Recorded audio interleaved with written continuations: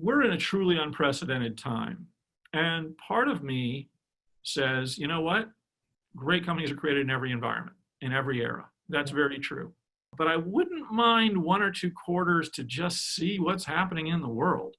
You know, it's like, as an example, companies that are getting a COVID bump, as people will call it, how much of that will stick? Don't know. Want to understand a little bit more. What I do see is there are no more laggards left. Everybody is using technology. If you resisted technology in the past, well, now you finally embraced it. So you're seeing technology adoption just growing at a tremendous rate. You know, obviously work from home is here to stay. A lot of companies, big and small, have realized the productivity is high. Why would they make people come back? Measuring the productivity of people is going to be important. There's going to be a flattening of the labor pool in some ways. I think we'll have a meritocracy. I think we'll have more than ever before a true meritocracy across the workforce, and that creates investment opportunities. It's a very different time to raise. Everybody's open for business. You know, entrepreneurs and investors are both out there doing in some form or another. So investors raise capital. We had closed on a $3.7 billion fund just a little bit shy of when everything started to change.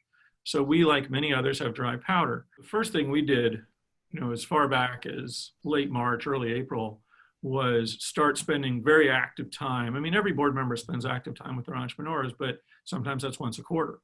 We went to more like once a week. You know, the number one thing was, hey, are we in a position where we have or can get to a place where we've got 2 years of runway? First survive, and then stabilize, and then grow, and then prosper. My pithy little saying is always, I want to find entrepreneurs that make me say, wow. You know, I'm not as much a thesis investor as I am an investor in entrepreneurs, the individual human beings. But I think there are going to be a lot of interesting models. What I generally view as my place to seek is the green fields. Not that I wouldn't invest in e-commerce, but I'd want a greenfield approach, something that's different. Entrepreneurs often succeed out of the ignorance of knowing that something's impossible. Whatever we have done and understand extremely well is harder to invest in because we know how hard and how painful it can be. We have seriously considered and looked at multiple companies and can do investments via Zoom. But for my own personal effort, you know, I am so anchored on the human, I'm not sure if I can get where I need to get, particularly on the early stage stuff, without spending time with them. I do feel the need for that connection to understand the people I invest in. Being an entrepreneur is the hardest non-life-threatening job that I'm aware of. A lot of people think they want to be entrepreneurs. A buddy of mine said, yeah, there's a lot of wantrepreneurs out there. Nothing matters except your intelligence and drive. You need both.